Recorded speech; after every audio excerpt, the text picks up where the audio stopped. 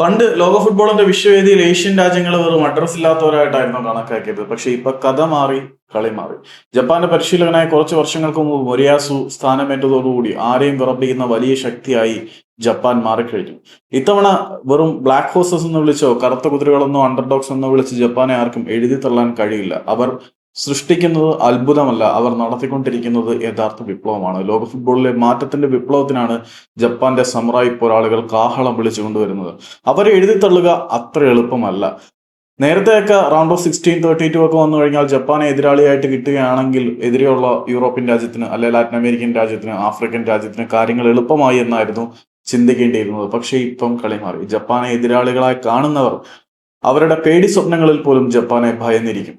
രാത്രിയിൽ പോലും ജപ്പാനീസ് സമുറായികളുടെ വാളുകളുടെ ഇരമ്പം കേട്ട് അവർക്ക് വിറകൊള്ളും എന്ന കാര്യത്തിൽ യാതൊരു സംശയമില്ല. കാരണം അത്രമാത്രം ഡിസ്ട്രക്റ്റീവ് ആയിട്ടുള്ള ഫുട്ബോളാണ് ജപ്പാൻ കളിച്ചുകൊണ്ടിരിക്കുന്നത്. കേവലം ഫുട്ബോൾ കളിക്കുക എന്നതിനപ്പുറത്തേക്ക് ഫുട്ബോളിനെ അരച്ച് കലക്കി കുടിച്ച് പഠിച്ചുകൊണ്ടാണ് ജപ്പാൻ വരുന്നത്. ഫുട്ബോളിനെ കൃത്യമായിട്ട് ശസ്ത്രക്രിയാ രൂപത്തിൽ അവർ ഓപ്പറേറ്റ് ചെയ്ത് പഠിച്ചിട്ടാണ് വരുന്നത്. അവരുടെ ഗെയിമിനെ പ്രൊഡിക്റ്റ് ചെയ്യുക എന്നുള്ളത് ഏതൊരു ടീമിനെ സംബന്ധിച്ചിടത്തോളം വളരെ ബുദ്ധിമുട്ടുള്ള കാര്യം തന്നെയാണ്. മുരിയാസു ജപ്പാന്റെ പരിശീലനായതിനു ശേഷം ഒരു യൂറോപ്യൻ ടീമിനെ പോലും അവരെ പരാജയപ്പെടുത്താൻ കഴിഞ്ഞിട്ടില്ല. ബ്രസീലിനെ ഉൾപ്പെടെയുള്ളവർക്ക് പരാജയപ്പെടുത്താൻ കഴിഞ്ഞു എന്നുള്ളതും എടുത്തു പറയണം. ബ്രസീൽ, ജർമ്മനി, അങ്ങനെ മൊരിയാസുവിന്റെ സമുറായി പടയുടെ ചൂടറിയാത്തവർ വളരെ കുറവാണ്.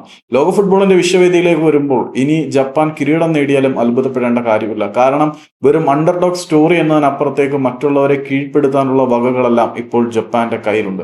ജപ്പാനെ എല്ലാ ടീമും ഇപ്പോൾ ഭയത്തോടു കൂടിയാണ് കാണുന്നത്. പേര് കേട്ട ഇത്തവണ ചാമ്പ്യന്മാരാകുമെന്ന് പലരും വിധിയെഴുതിയ ഓറഞ്ച് പടയെ പോലും തളർത്തിയിടാൻ ജപ്പാന് കഴിഞ്ഞിട്ടുള്ളത്. ഇന്ന് ടുണീഷ്യക്കെതിരെയുള്ള മത്സരം നിങ്ങൾ കണ്ടു നോക്കിയാൽ അറിയാം.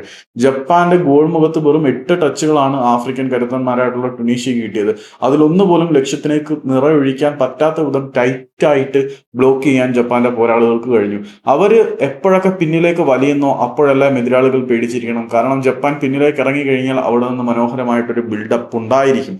ഷോട്ട് എടുക്കും എന്ന് നമ്മൾ വിചാരിക്കുമ്പോൾ അവർ പന്ത് ക്രോസ് ചെയ്യും എന്ന് വിചാരിക്കുമ്പോൾ ഷോട്ട് ചെയ്യും. എപ്പോഴാണ്, എങ്ങനെയാണ് ജപ്പാന്റെ കളിക്കാർ പ്രതികരിക്കുക എന്നത് ലോക ഫുട്ബോളിൽ അപ്രവചനീയം തന്നെയാണ്. പ്രവചിക്കാനാവാത്ത വിധം കരുത്തുള്ള ഒരു ശക്തിയായി ജപ്പാൻ മാറിക്കഴിഞ്ഞു. മൊരിയാസുവിന്റെ കീഴിൽ ഈ സമുറായികൾ ഇത്തവണ കിരീടം ചൂടിയാലും അത്ഭുതപ്പെടാനില്ല. സാധാരണഗതിയിൽ സെമി വരെയൊക്കെയാണ് ജപ്പാന് പോകാനുള്ള പോസിബിലിറ്റി ഉള്ളത്. പക്ഷേ ഇത്തവണ അതും കടന്ന് ജപ്പാൻ കിരീടം നേടണമെന്ന് ആഗ്രഹിച്ചു കഴിഞ്ഞാൽ അധികമാകുമെന്ന് അറിയത്തില്ല. ഹൈറ്റിന്റെ ഡിസഡ്വാൻറ്റേജ് ഒക്കെ അവരെ പുഷ്പം പോലെയാണ് മറികടക്കുന്നത്. ഇനി ലാറ്റിൻ അമേരിക്കൻ ടീമുകളുമായിട്ട് ജപ്പാൻ കൊമ്പ് കോർക്കുമ്പോൾ വിധി എന്താകും എന്ന് നമുക്ക് ആകാംക്ഷയോടെ കാത്തിരുന്ന് കാണാം.